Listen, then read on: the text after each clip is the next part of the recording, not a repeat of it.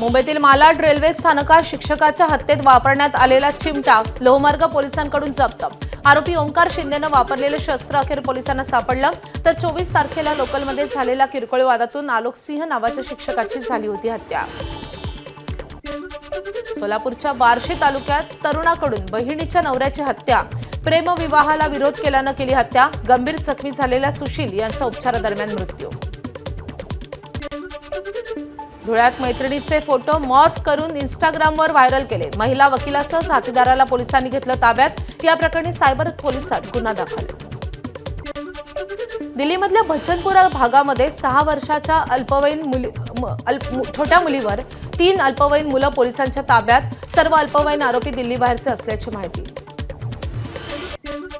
नाशिकमध्ये कुंदन परदेशी टोळीचा धुमाकूळ। अंबडमध्ये वाहनांवर दगडफेक करत दहशत माजवण्याचा प्रयत्न। तर गंगापूर रोडवर चहा विक्रेत्यावर हल्ला करत दुकानाची तोडफोड। पोलिसांकडून एका युवतीसह 10 गुंडांना अटक। अमरावतीत घरफोडी प्रकरणाचा पर्दाफाश। गुन्हे शाखेला मोठं यश। सराईत गुन्हेगार अटकेत। 10 गुन्हे उघड। 20 लाखांचा मुद्देमाल जप्त।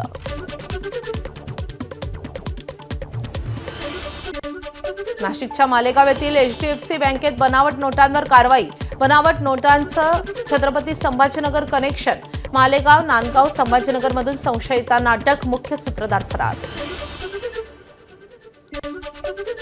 छत्रपती संभाजीनगर शहरात सोनसाखळी चोरांचा सुळसुळाट। महागड्या स्पोर्ट्स बाईकवरून चोरट्यांनी 2 ठिकाणी महिलांना लक्ष्य केल्याची घटना समोर।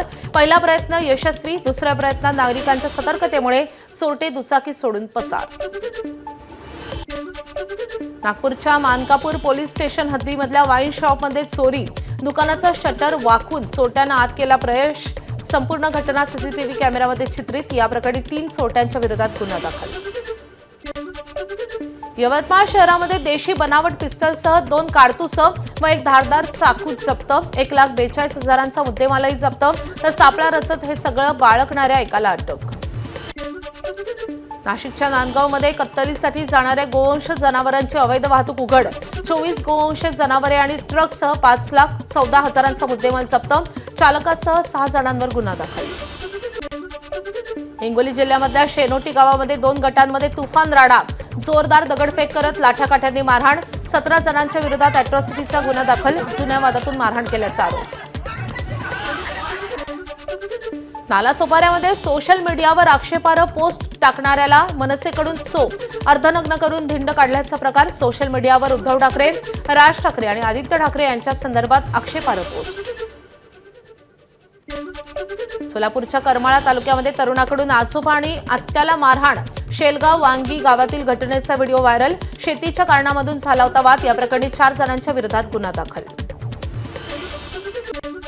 रायगडच्या नेरळ परिसरात 1 जणावर जीवघेणा हल्ला।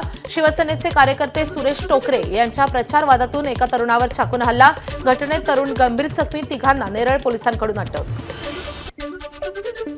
मुंबईत परदेशी महिलेकडून 400 मीटरसाठी उकळण्यात आलेत 18,000 रुपये। विमानतळापासून 400 मीटरवरच्या हॉटेलात जाण्यासाठी 18,000 रुपये। टॅक्सी चालक यशराज यादवला सहार पोलिसांकडून अटक। तेलंगणाच्या सांगारेड्डी जिल्ह्यामधल्या प्राथमिक शाळेत मध्यान्ह भोजनामुळे 22 विद्यार्थ्यांची तब्येत बिघडली। सांभार आणि भात खाल्ल्यानंतर विद्यार्थ्यांना पोटदुखी आणि अस्वस्थतेचा त्रास। सुदैवानं सर्वांची प्रकृती स्थिर।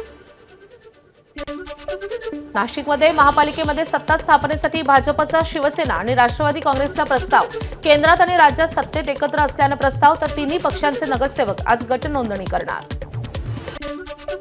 अकोल्यात भाजपची सत्ता स्थापन होणार। अकोला महापालिकेच्या महापौरपदी भाजपच्या शारदा खेडकरांची निवड। ठाकरेंच्या शिवसेनेच्या उमेदवार सुरेखा काळेंचा पराभव। अकोला महापालिकेच्या उपमहापौरपदी भाजपचे अमोल गोगे विजयी। काँग्रेसच्या आझाद खान यांचा 32 मतांनी पराभव। अकोला महापालिकेच्या महापौर आणि उपमहापौर दोन्ही पदांवर भाजपचे उमेदवार विजयी। अकोला महापालिकेमध्ये काँग्रेस आणि एमआयएमच्या नगरसेवकांमध्ये तुफान राडा। भाजपच्या शारदा खेडकर यांच्या निवडीनंतर सभागृहात राडा।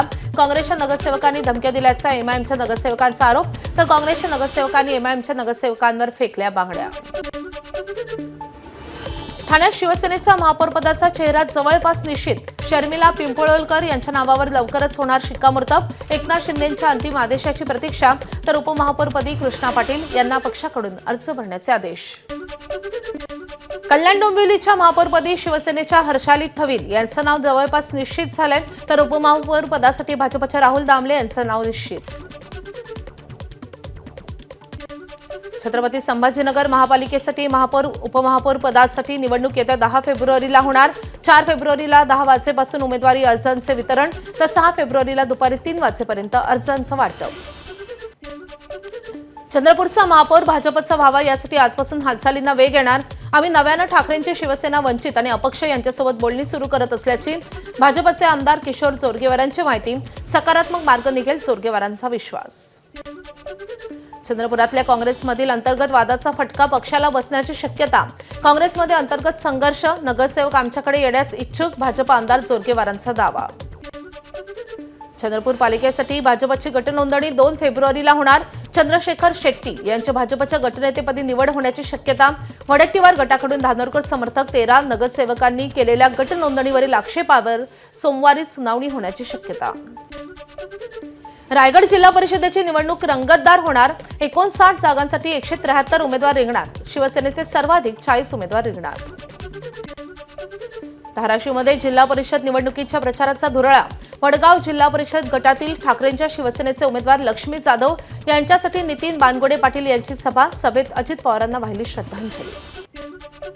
स्थानिक स्वराज्य संस्थांच्या निवडणुकीत महाराष्ट्रात मोठ्या प्रमाणात बिनविरोध नगरसेवक निवडून आले.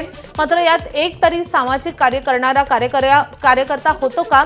नितीन बानगोडे पाटील यांचा सवाल. तर भाजपने निवडणूक सत्तेची आणि पैशाची केली. बानगोडे पाटलांची टीका. जिल्हा परिषद पंचायत समिती निवडणुकीच्या वेळापत्रकात बदल केल्यामुळे राज्यभरातील शिक्षकांची कोंडी. शिक्षकांसाठी सक्तीच्या असलेल्या CTET परीक्षेदिवशीच मतदान.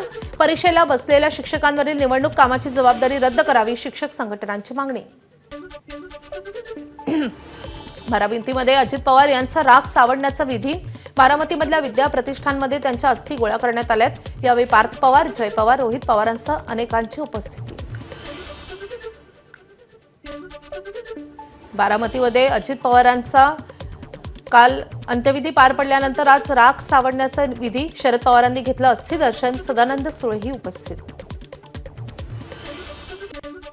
अजित पवार यांच्या निधनानंतर रोहित पवार यांची भावनिक एक्स पोस्ट. जिथे विकास रूपी फुलांची बाग फुलवली तिथंच त्यांचे राग सावरण्याची वेळ येईल असं कधी स्वप्नातही वाटलं नाही. रोहित पवारांची पोस्ट. बारामतीत एकनाथ खडसेंनी घेतली पवार कुटुंबाची भेट. दोन्ही राष्ट्रवादींनी एकत्र यावं हीच आमची इच्छा. खडसेंनी व्यक्त केलं मत. अजित पवार यांचा विमानाचा अपघात आहे की घातपात याची CBI चौकशी व्हायला पाहिजे. विजय वडेट्टीवार यांची मागणी.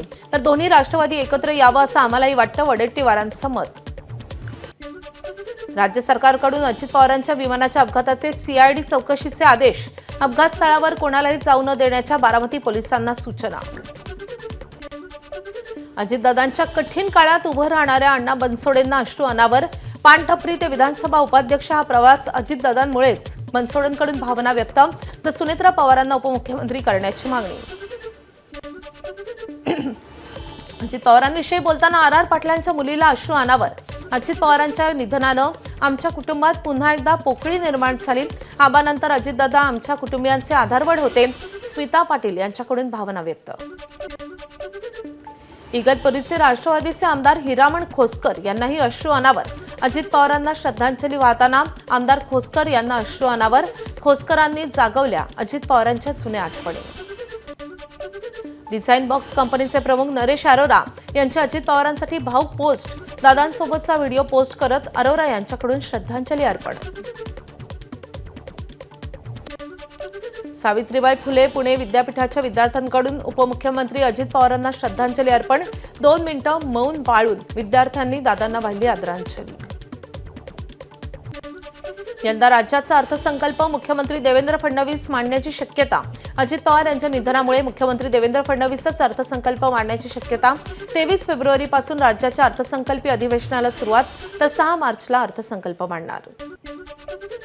राज्यात प्रशासनावर आर्थिक शिस्तीचा बोजा वाढणार. 2025-26च्या आर्थिक वर्षातील बजेटमधील निधी वितरणाला कात्री, बांधकामे, वाहन खरेदी, यंत्रसामुग्री, त्यासोबतच जाहिरात आणि इतर प्रशासकीय खर्चावर निर्बंध. सरकारी विमानं आणि हेलिकॉप्टरच्या तातडीच्या कामांसाठी 6 कोटींचा निधी मंजूर. वित्त विभागाच्या व्यय अग्रक्रम समितीनं खर्चास दिली मंजुरी. डिसेंबर 2025च्या पुरवणी मागण्यांद्वारे करण्यात आली होती मागणी. एबीपी माझा, उघडा डोळे बघा नीट.